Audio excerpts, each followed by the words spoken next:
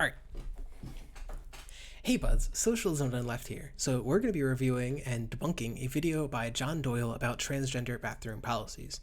Now, most of the video is basically useless fluff. He's responding to, what's his face? John Stewart Show. Oh, I want the John Stewart Show. I don't remember the Trevor Noah. It's going to be responding to Trevor Noah. He's responding to Trevor Noah about stuff relating to transgender bathroom issues. And he does the usual conservative thing of like fear-mongering, and he bringing up a whole bunch of anecdotes, but not actually looking at any actual data about the issue. And I think the evidence about this issue is that moving to gender-inclusive bathrooms does not seem to have any evidence that it actually leads to like significant consequences for women, for like rape, sexual assault, that kind of stuff. And conversely, there is a significant amount of evidence that it significantly improves like the well-being of trans people. So with that, I have picked out a few clips from the video. So first, we're going to be letting John talk about the fact that there's a whole bunch of cases. And then I'm going to show a whole bunch of the anecdotes, talk briefly about the anecdotes, and then be referring to the statistical evidence, and finally at the end, reviewing a few more of his arguments about transgender bathrooms. All right, let him take it away. There's been over 130 of these instances in recent years, but like, where's the media? What are they covering? Whether or not Trump's gonna make it a few days without eating meatloaf? Thanks, you guys are the real heroes. But yeah, back to Trevor. And then if they're not talking about pervert. So he says there's a whole bunch of anecdotes. Well, you can see those at the beginning of the video, which I'll also play here. It falls flat every single time. So he runs through this reel of a whole bunch of different examples of people allegedly using these gender-inclusive bathrooms to sexually abuse or sexually assault other people. So he plays it for a little while. It's clearly like it's like cutesy music, but it's clearly propaganda. It's showing a whole bunch of like the anecdotes that are scary and encouraging people to feel scared about this. Now, what frustrated me, so he is John Doyle, if I'll give him nothing, is genuinely interested in not genuinely interested, he is genuinely like low research. He is like a genuine just ranter. So all of the anecdotes that he cited in this video, if we just play through all of them slowly, come from one source, this heritage.org source, where they list a whole bunch of anecdotes about people using spaces that were previously just for women and using them allegedly to like abuse women. So for example, the first example that this article cites as one of its anecdotes is one from Toronto. Predator who claimed to be transgender declared dangerous offender. Let's see what the first one that he looks at is. Wow, predator who claimed to be transgender declared dangerous offender. Second one. News 4 Washington. Man dressed as woman spies in bathroom stall in Virginia. Police say. I wonder what the second one's going to be. Man dressed as woman spies into bathroom stall in Virginia, police say. This is actually when I showed the previous clip of him talking about like the 130 cases. The reason he says that is because it's something that Heritage, this institution, says. This entire video, his response to the idea of gender-inclusive bathrooms is one, more or less just reading off anecdotes from heritage.org and trusting them blindly because he doesn't do any investigation into them or show any details beyond what Heritage says. And two, then raising some additional arguments which are just crap. They're just like incredibly weak. So, what are these anecdotes? Well, the first one is this one from Toronto. Predator who claimed to be transgender declared dangerous offender. So the interesting thing is, this is an example where justice was done. A sexual predator who falsely claimed to be transgender, and preyed on women at 2 Toronto shelters was jailed indefinitely. One of the things that you'll find if you read this article is that the person who did this was literally jailed for like life because they were argued to be such a risk to the community that they couldn't be let back out again. So he'll tell you arguments later that people are afraid to do justice because they'll be seen as transphobic.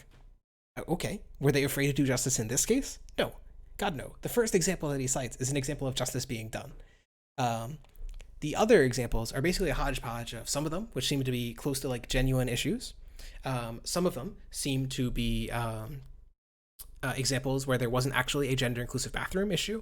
So for example, in the second example, which is titled, Man dressed as woman spies into Walmart restroom, there was no arrest made, And I asked the reporter, I like reached out to them on LinkedIn and I reached out to them on Gmail, whether there was any follow-up about this. They didn't get back to me. So I don't know if this guy ever got arrested, if he actually did any crime.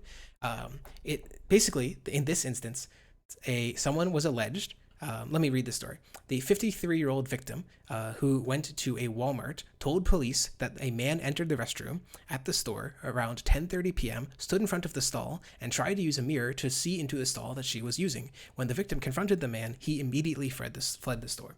So it's possible that this is like a genuine case of sexual abuse, and someone was intentionally using like their ability to go into like a woman's restroom to spy on someone. It's also possible it was entirely innocent, that this was misrepresented. We really don't know because there wasn't any follow-up from this. It's just an allegation at this point. We have literally no evidence, and as far as I can tell, none of the people who are citing this as an example have done any of the follow-up work either. So it's frustrating because they're willing to cite this as if it's like a done and shut case of like someone abusing a gender inclusive bathroom. We have no idea whether this Walmart had a gender inclusive bathroom. I think one of these sites, is it not this one? Is it this one? It's the Target one. No, not that one. This one? Target?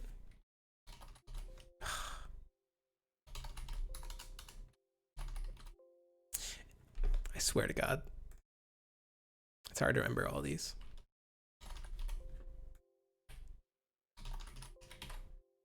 In one of these, oh, it's the New York Times one, of course, like the 8th one.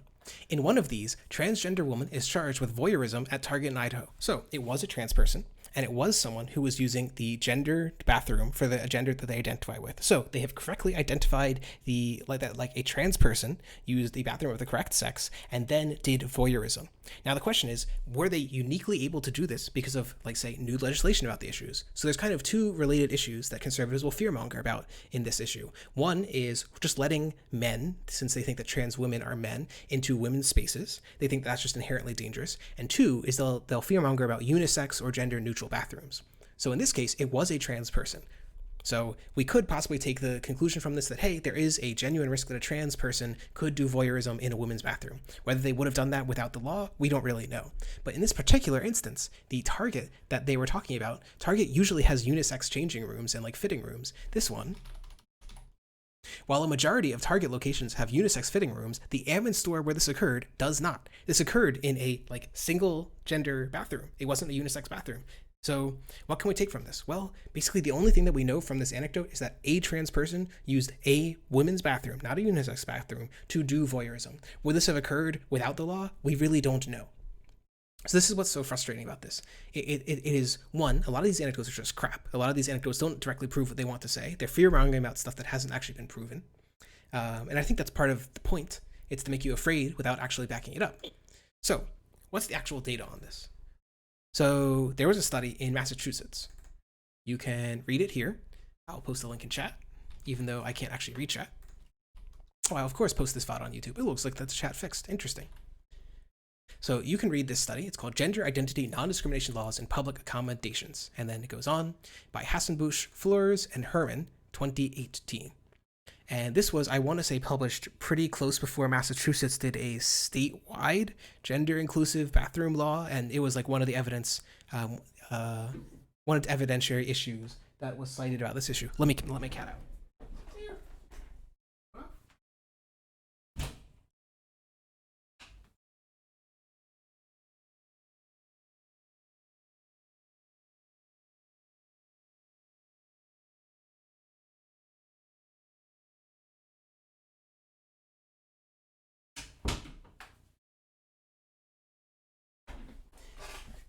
So what did this study find? Well, the first thing they do is they reviewed a huge bunch of the literature surrounding this from conservative and liberal courses. And they noted that there's basically no empirical evidence about this. Famously, there was an example in North Carolina where the GOP was arguing against a transgender bathroom bill, and they were unable to find a single example of a transgender bathroom, of like a gender inclusive bathroom to sexually assault another person. And in general, there are extremely few cases of predators that specifically benefited from these laws. It is very hard to prove that there was a specific difference between like before the passage of the law, before the passage of unisex bathrooms, and afterwards. And they consistently failed to do so. So this study is like, okay, let's get some actual data about this. What they did is they looked at a whole bunch of Massachusetts counties, and they estimated whether those counties have a gender inclusive public something non-discrimination ordinance. Okay, don't quote me on that. And what they saw is that almost all counties in Massachusetts did adopt a gender inclusive ordinance, but they adopted them at different times. Boston did it in 2002. Most of the rest did it around 2014. One did it back in 1997. That's Cambridge, where the university is. Might even be more liberal than Boston. One did it in 2015. Again, one did it in 2014, but that one's a little less clear. So, and to be clear, the Cambridge one doesn't actually include, it has an exception for restrooms. So all of this is to say they have a nice set of data to indicate what they do is they take the data on like sexual assaults and voyeurism and I think some third category of crime, and they look at it relative to the passage of the law. So month 0 is the passage of the law, and they want to see what was crime before that like and what was crime after that like. What they found in the study is, let me go get it here. If you just looked at the raw data, you might conclude that there was an increase in sexual assault in areas that passed a gender inclusive like restroom bill.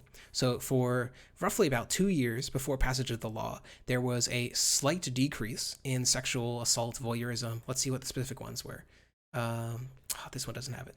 Anyway, there was a decrease in these like sexual concerns, right? These sexual crimes, slight decrease. And then afterwards, somewhere around a year and a half, there was a slight jump in crime. So you could conclude, hey, it does look like there was maybe a significant increase after the crime. The problem with this is that that you need to do a little bit of controlling. And this is what they do in the graph on the left. Or I want to say, this is what, table, I cut the table name out. When you control for areas that have clear Japandos, and then you match them to other counties that did not have these Japandos, these inclusive restrooms, you find that the places with the Japandos and the places without the Japandos, that when they were matched, there was no significant difference between the two. So for example, you can see that the change over time has a range that goes somewhere between minus 4.3 sexual assaults and sexual incidents per 100,000 to up to 1.6 per 100,000. What that means is that the interval includes 0. It's somewhere between a substantial decrease after the passage of the Japando or a slight increase after the passage of the Japando. So we don't actually know precisely what the effect of these were on crime, but it's clearly not very significantly different from 0, at least in Massachusetts, at least when they compare it across comparable counties. Basically, they want to make sure they're looking at counties that have similar rates of crime before and afterwards. So that's about it. This, I think, is pretty solid evidence. They actually did statistical analysis on places that passed gender-inclusive bathroom ordinances, and they looked at the effect that it had on sexual crimes, and they concluded there was no effect. I think that's pretty case shut. So what else remains? Well, for one, I'm going to go interact with chat because I got to get their social interaction, their parasocial interaction up, okay? So let's see. Rick Galt says, I would like to clarify that I do not support British imperialism in India. I think I've mixed you up with someone else. Keep up the good work. So are you like John Doyle? Who are you? I don't actually know who this Rick Galt guy is. VoxDoc says, hello there. Please don't dox me. Darutotron says, what I never got is why don't we just make bathrooms suck less functionally? For like, if your bathroom has a regular door lock, then you could make a gender-neutral bathroom, no problem. If you put toilets everywhere, make it so stall doors and walls didn't sit 2 feet off the ground, but were actually built walls, then you'd have a gender-neutral bathroom. This is, I want to say, so at my university, the University of Maryland, I'm pretty sure they made sure in a lot of the more recent bathrooms that all of like the piss stalls will have proper high walls, that all of the proper stalls, they'll have really big, it's John Galt. Oh, it's John Galt. It's like the furry femboy guy. Okay, that's good. Furry femboy is like the direct opposite of like someone who defends Indian imperialism or opposes mass immigration. Furry femboy, mass immigration opponent, very opposite.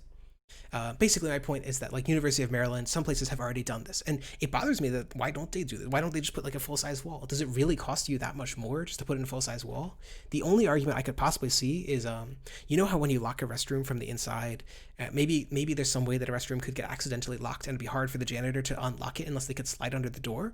But I'm not sure how exactly they could like accidentally lock a door if there's no way out. Like the problem right now is that sometimes people will lock a door and they'll like sneak under or something and leave it locked because they're like, ooh, I'm so sneaky. How how the fuck could that happen if it's like a proper wall that you can't sneak out? Anyway, point is, I don't get why they don't just make restrooms fucking normal. Like, why don't they just make them like full-size little cubicles? It's very frustrating.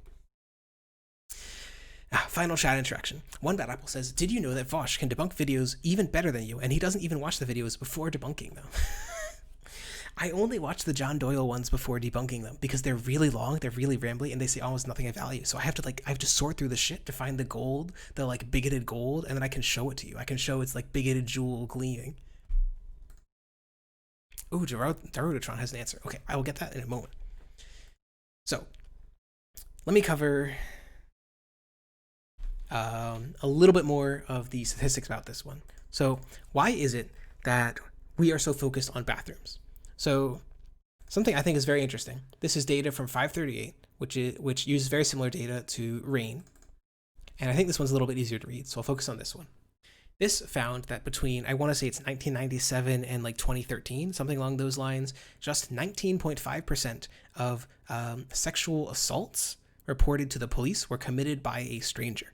The vast majority of sexual assaults were committed by an acquaintance, former spouse, boyfriend, or girlfriend, or a current one, were committed by more than one person or someone who the victim can't remember, but who was familiar to them, who was like a relative or acquaintance, or were committed by a non-spouse who was like a relative within the family.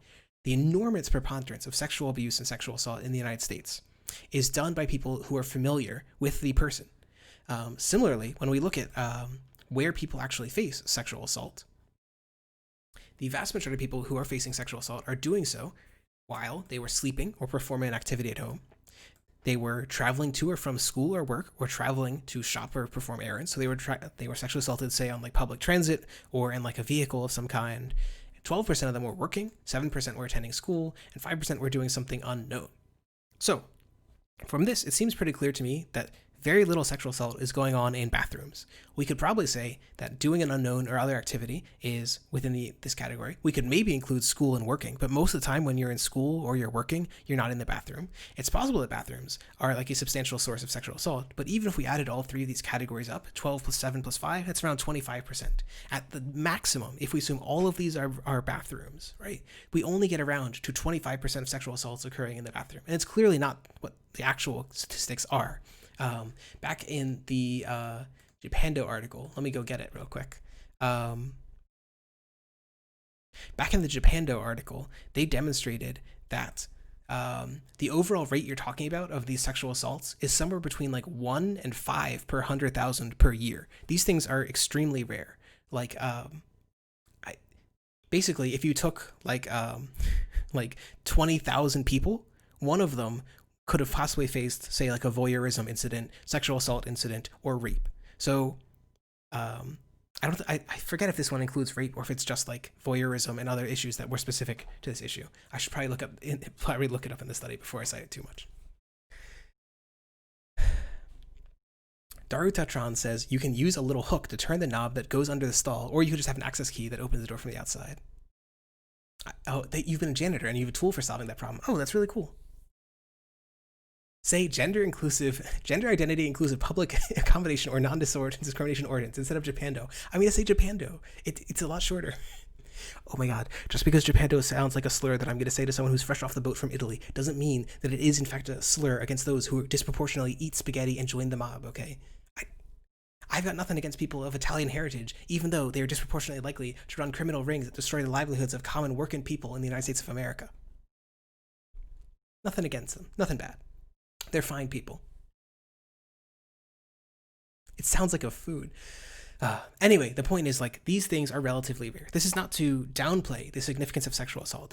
Sexual assault has very significant impacts on the people that it does affect.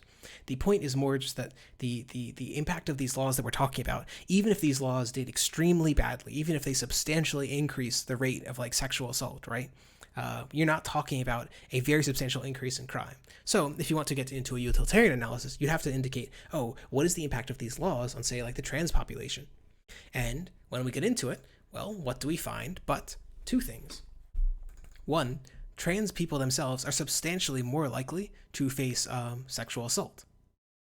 So I want to say, yep, transgender students are at a higher risk for sexual violence. RAIN, which is I don't want to get this one wrong. oh man, what's it called? It's as I understand it, it's a network for survivors of sexual abuse, right? And so this is a good organization. They cite a lot of good sources, and they are doing good work in trying to reduce sexual abuse in the United States. They found, or rather, they cited research from the federal government, which found that 21% of transgender or gender queer or non-conforming, yep, college students had been sexually assaulted, compared to 18% of non-transgender, genderqueer, non-conforming females and 4% of males. So 21% of trans and like trans adjacent people, if we want to consider those outside of trans, I would consider them inside of trans. 21% of trans people have been sexually assaulted among trans college students. 18% of female college students and 4% of male college students. So the group that is at highest risk of sexual assault is trans individuals themselves. If we are to believe that bathrooms are a really high risk area for sexual assault, it certainly seems to make the case that you might want something like, say, those non-binary, these gender neutral bathrooms that actually have secure doors, right? If you're genuinely concerned about sexual assault, you'd genuinely be concerned about trying to reduce it among the groups that it's most prevalent in, probably giving them a way where they don't have to be, if you think the problem is all men, then probably honestly what you'd really want is you'd want to move these all into like the women's side of things. You'd want to move everyone into the women's side of thing, keep the men's side off. But let's say you don't want to do that. The clear solution to me seems to be these gender neutral bathrooms that are genuinely secure. They have full stalls, and they just avoid any possibility of people like peeping on other people. So this is problematic because, as they note, sexual violence has very bad long-term effects. We'd like to reduce that among people who are at risk. We'd like to reduce it among women. We'd like to reduce it among trans people, and we'd like to reduce it among men. So if you cared about sexual assault, you would care about reducing it for the risk of trans people. One of the ways that you could do so is make sure that they have like facilities that specifically cater to them. You could either have, say, like one facility for men, one for women, and one for gender neutral individuals, which again, this is what one of the examples that he pointed to actually did. It's this Huffington Post one. So in the University of Toronto, a lot of people were alleging that gender neutral bathrooms were being used for voyeurism. And so what the University of Toronto said is that they will have one gender neutral washroom per floor and per house. And they will also provide one bathroom for men or for women, depending on, like, say, which gender the dorm room is. This seems perfectly fine. If you are like a large institution, this is very easy to accommodate.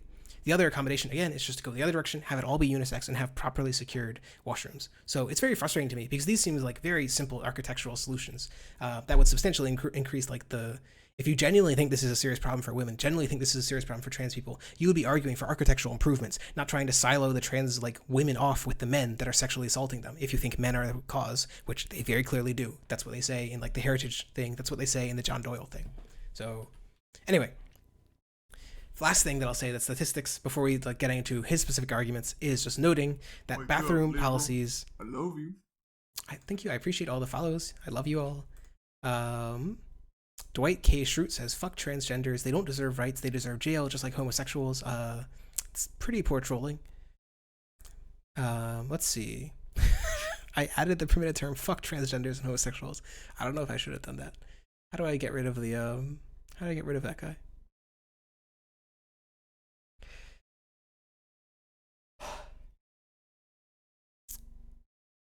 Would I require small businesses to build third bathrooms? No, my suggestion is just do unisex. Most of the small businesses I've seen basically have a unisex bathroom anyway. It's one bathroom with one door and no stalls. There's no reason to build two of those, one for men, one for women. If you're going to build one, just build one of those. If you're going to build two, just build two. You're building two unisex bathrooms. There's no reason to segregate them. It's really not that important. Chain Drain is complaining that the gender queer has got a whole letter. Chain, you get plenty of representation. You're doing fine, okay?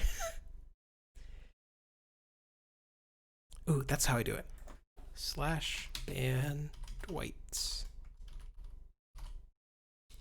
Chain, oh my god. Chain Drain says, "I saw a cute lesbian couple when I went to Target, but one of them had a Dan Crenshaw shirt, so I flipped them off. Is this a hate crime?"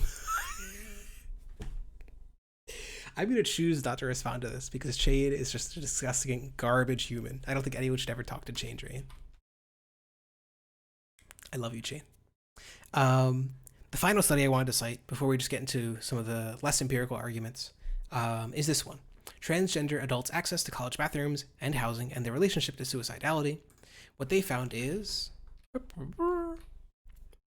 using the National Transgender Discrimination Survey, this study analyzes whether being denied access to those spaces is associated with a lifetime suicide attempts after controlling for interpersonal victimization by students or teachers. Basically, after controlling for, say, bullying and other things that could lead someone to commit suicide, did having access to trans-specific or trans-inclusive housing and trans-specific or trans-inclusive bathrooms improve their likelihood of not attempting to commit suicide?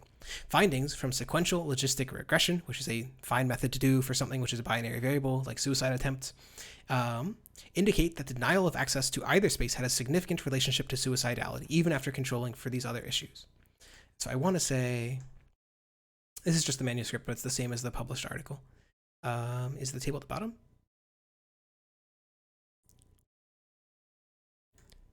They found that there was a substantial reduction in when you look at whether someone had access to the bathroom. If they had access to the bathroom, there was a substantial, I want to say this equates to like a 2 times, but I could be wrong on that. Roughly a 2 times reduction in being denied access to the proper school bathroom in lifetime suicide attempts. And part of this is probably not just the school bathroom. Part of this is probably that schools that have trans-inclusive bathrooms also tend to have a bunch of trans-inclusive policies in general. So this isn't just bathrooms, I'm virtually certain. But it does seem like there's a decent amount of evidence that just providing people access to bathrooms, providing trans-inclusive spaces really does improve their mental well-being, really does decrease their suicidality. One of the things that like Rain notes is it this one? No, it is the one that I closed. The consequences of victimization are really bad. 94% of women who are raped experience symptoms of post-traumatic stress disorder during the 2 weeks following a rape. 13% of women who are raped attempt suicide. You know the whole like transgender suicide meme? One of the reasons that trans people are more likely to commit suicide is probably because they're even more likely to face sexual assault and sexual violence and discrimination than are like the rest of the population. If you genuinely cared about like the 40% of trans people who at some time in their life attempt to commit suicide, you would be promoting these policies to promote like inclusive and safe spaces for trans and non-binary people. But of course, they don't actually care about that. They just want to trot it out to prove that trans people are mentally ill. So I don't know. I find this stuff very sleazy. It's very frustrating. And Changerine has just sent this really cute image of a trans flag wrapped eggplant, which is kind of gay. Beast. All right. Now that we've got all the stats out of the way and I've bored everyone away from it, there were 3 remaining arguments from John Doyle that I figured I'd cover. First one he raises is that criminals don't follow the laws. And I'll just let him say it, actually. I talk too much. I also like how he made the joke about how, well... Oh, let me play it, actually. Nope. Oh, the criminal... I will actually let him play it. I'll actually let him say it. Yeah, that's exactly what we're seeing happen with these various groups. And I also like how he made the joke about how, well, the criminals aren't going to follow the laws, so what's the point of having the laws? Because that is a train of thought that I am sure he has never had within the context of gun rights. Like, you make it harder to legally obtain guns, criminals don't care. Now you have fewer law-abiding citizens able to protect themselves. But if we uphold the idea that men and women should use separate bathrooms, that doesn't matter because sex offenders don't care. And he has a point. It's misguided. You know, like, it's true that you can find many cases of men going into women's locker rooms, bathrooms, etc., and sexually assaulting them or harassing them. But when you change the rules so that anyone can use any bathroom so long as... So let's stop it there. So the argument he raises that, hey, Trevor Noah is being hypocritical. He has one position on gun control, where he thinks that criminals will follow the law, and he has another position on transgender bathrooms, where he thinks that criminals won't follow the law. And I think it should be obvious to anyone, like, the reason why that is, it's because gun control isn't about, like, say, policing an individual bathroom, like, just one bathroom, and hoping that it's well policed by, like, say, a police officer or something. There are extremely rarely going to be, like, a police officer or, like, enforcement officer outside a given bathroom. That's just extremely unlikely. Gun control is about access to guns in, like, the entirety of society, where we do have a whole lot of access to guns, And we have a whole lot of data that the reason criminals access guns is mainly because they steal it from houses, they sell it on the black market, and that's how criminals get access to guns. If you want to reduce access to criminal guns, you want to make sure that like civilian guns are safely held and made sure not to be stolen by criminals. The basic idea is that yes, criminals also don't follow the law on gun laws, but you know who does is law-abiding citizens. And when the law-abiding citizens do follow the laws about gun control, when they either have one, fewer guns in their possession, or two, they are more responsible gun owners because they've got permits, they've got gun safes, and so on, they substantially reduce the likelihood that criminals have access to guns. Basically, the point here is that I think it should be obvious to anyone that legislating certain things is going to be much less likely to actually have those things enforced than other things. Guns, extremely likely that you're going to have like decently high enforcement. Bathrooms, extremely unlikely you're going to have good enforcement because it's very rare there's actually going to be enforcement on the scene. Gun control, much more likely that you're like in the middle where like you can simply restrict people's access to guns. That's something the state can do much more easily. And you can have stuff like making sure that people are actually having mandatory gun safes and so on. Basically, this isn't a hypocrisy. This is just understanding that like law enforcement has different abilities in different contexts, which I think should be obvious to anyone who thinks about this. All right. The second argument he raises is the one that he'll raise in just a moment, that actually changing the law is important because the law is how we punish people, and we need the law to get people who abuse people in bathrooms. They claim to identify with the gender for which the facility is designated. Now you've removed something extremely important for punishing sex offenders, which is intent. When you prosecute certain sex crimes, your success is dependent on whether or not you can establish intent. If men had the legal right to be in women's restrooms, it's going to be much harder to prove that they had criminal intent. Whereas before, if a man were in a woman's restroom and he acted inappropriately, he'd be much more likely to be punished for that, because it's pretty hard to convince the legal system that you accidentally went into the women's restroom and then you accidentally committed sex crimes in the women's restroom, which again, you were only accidentally occupying in the first place, right? Like one of the... So I think even in saying this, it sounds absurd. If the only difference between a law case is one, we prove that you have the intent to enter a women's restroom, or we don't have that, if that's like the hinge for a case, it doesn't seem like you have the legal argument to go on for proving that someone was like going into a bathroom to actually like do sexual harassment. It's funny because he's the same kind of person who's like going to be critical of like Me Too, of like calling out people who are allegedly like sex pests or sex harassers. And he'll say that the evidence is so weak. It's just he said, she said. That's exactly the problem that we have in most examples of real life sexual assault. It's he said, she said about what happened in the bathroom. And very easily, like the difference between like someone going in and just standing, say, in a bathroom and like looking at women or something, and then now you've got these gender inclusive ordinances, and now a man can be in there by themselves. They don't need like any reason to be in there because they're allowed to be there by the gender inclusive ordinance. The difference between those is incredibly small. You need to actually prove that this person went in there and did the sexual assault. That is the thing that you actually need to prove. And the evidence that you have for that is almost always, it's either going to be like surveillance footage, which is strong and means that you don't need the gender inclusive bathroom stuff in the first place. It doesn't matter. You don't need to prove their intent of going to the bathroom. You have footage of them doing the sexual harassment. Or two, it's going to be he said, she said. And in that case, you wouldn't be able to prove virtually anything regardless. And so the basic problem is that like in other words, the amount of cases that are going to hinge on the intent related to going into, say, like a woman's bathroom for a man are incredibly small. The evidence is already going to be incredibly weak. And it suggests that the solution, again, should not be relying on he said, she said situations. It should be designing these situations not to occur. If you think there's a problem in society, and it's like a problem of like determining whether something or not occurred, and you have an easy solution, like we talked about before, just having proper bathroom stalls so that people can't do those kind of things, do that. Engineer a solution so it doesn't have to occur in the first place. If you genuinely think that there's like this epidemic of sexual crime going on in restrooms, the solution, again, is stuff like surveillance footage. Either inside or outside of the bathroom. You can like show people going in, you can show people going out. Inside the bathroom, sure.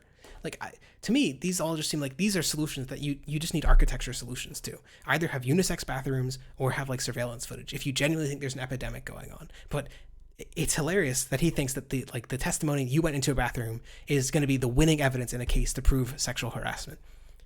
Anyway, very frustrating to me.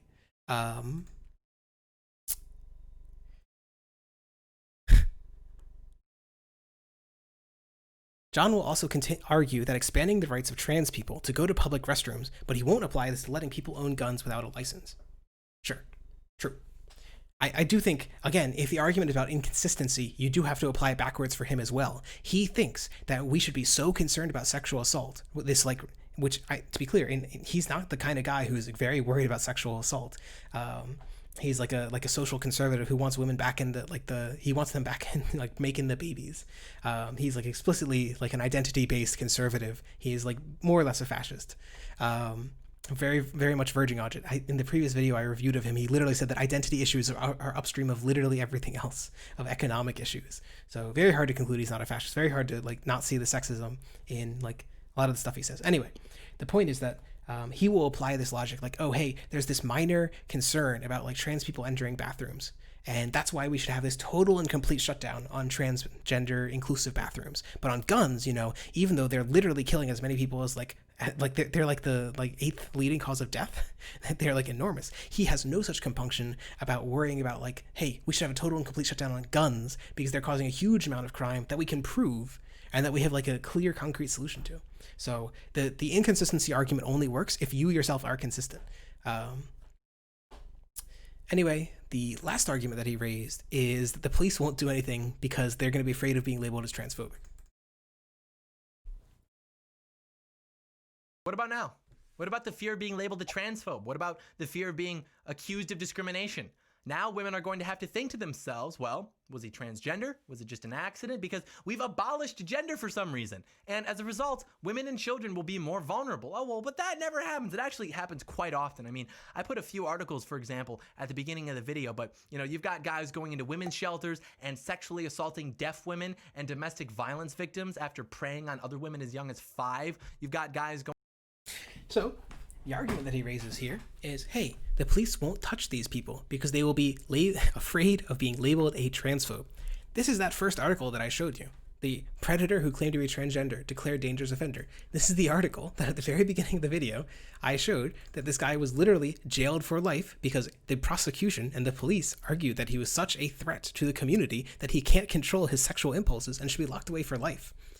In the very example that he's showing on screen, there was no such concern about being labeled as transphobic.